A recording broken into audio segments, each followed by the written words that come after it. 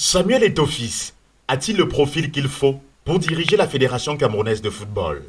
Je pense que notre projet, à lui seul, répond à cette question. Redonner au football camerounais toute sa grandeur.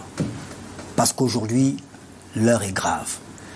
L'heure est grave pourquoi? Parce que quand on passe au scanner les 3 ans que vient de passer M. Seydou Mboumboundjoué à la tête de la Fédération camerounaise de football, on a fait un bond de près de 20-25 ans en arrière. Parce que la Fédération camerounaise de football aujourd'hui est en lambeaux. Et on peut présenter tous les clichés possibles et on aura du mal à trouver un cliché qui soit appréciable. Commençons par l'aspect sportif. Rodrigue, cette année, les représentants camerounais au championnat africain, Ligue africaine des champions, championnat de clubs, ont été désignés sur le papier.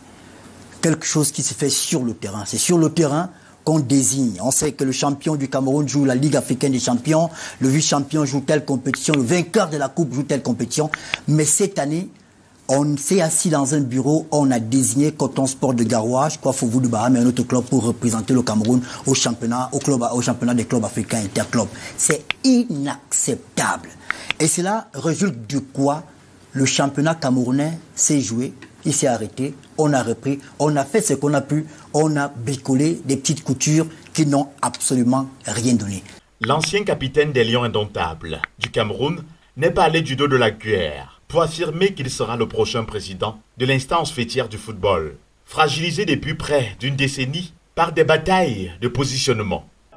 Je prie le camp en face de faire attention parce que nous avons accepté beaucoup de choses, mais ce n'est pas parce que nous restons calmes que nous avons peur. Et le camp en face sait de quoi nous sommes capables. S'il faille venir rester ici et les déloger, nous le ferons. Et ils savent qu'il suffit peut-être d'un mot d'ordre de Samuel pour que nous nous dirigions vers Tchinga. Maintenant, ils savent en quoi s'en tenir. Le grand neuf semble très sûr de lui dans ses propos tenus juste après avoir déposé son dossier de candidature la semaine dernière. Dans l'opinion et sur la toile, chacun y va de tout commentaire.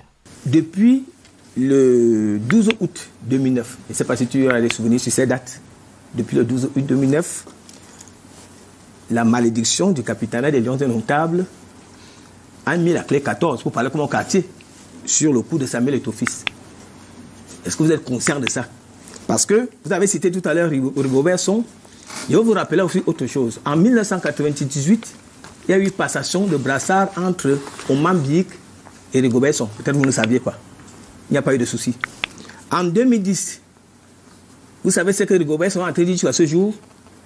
Que ce qui s'est passé en 2010, c'est qu'il n'y a pas eu de bonne transition.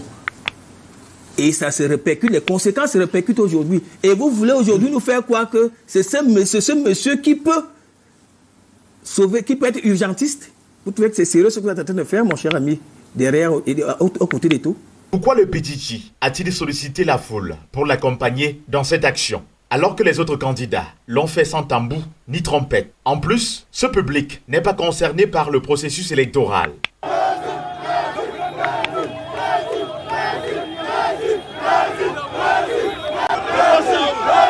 La compétition s'annonce rude pour Samuel Eto'o, qui devrait avant toute chose réussir l'étape de la validation de sa candidature, très contestée du fait de sa double nationalité. Quand on est journaliste, les questions qu'on pose doivent s'appuyer sur des règles qui existent. Et nous sommes dans un pays qui s'appelle le Cameroun. Et nous avons ce qu'on appelle le code de la nationalité qui existe depuis 1968. Et que dit ce code-là? Ce code-là dit que la seule juridiction compétente pour connaître des questions de contestation de nationalité, c'est la juridiction civile de droit commun. C'est la seule qui est habilitée. Rien à craindre. Est-ce que vous permettez que je réponde? Je réponds. C'est la seule qui est habilitée à répondre. Alors je reviens donc à la Fédération camerounaise de football.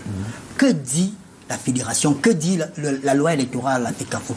Pour être candidat à la FECAFOOT, il faut être citoyen camerounais. Comment on prouve qu'on est citoyen camerounais?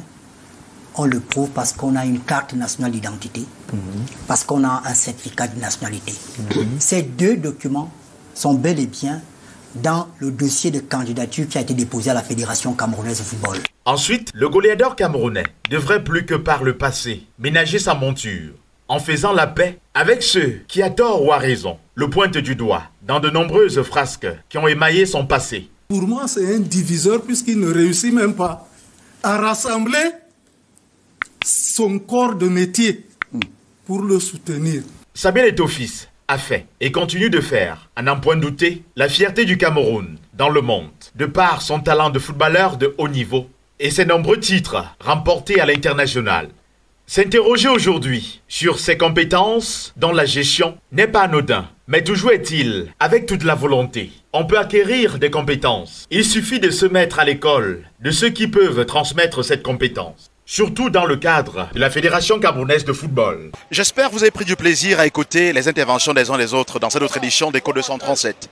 À présent, je vous invite à aller au niveau de YouTube, au niveau de la cloche de notification, vous abonner pour suivre régulièrement les différentes publications d'Écho 237.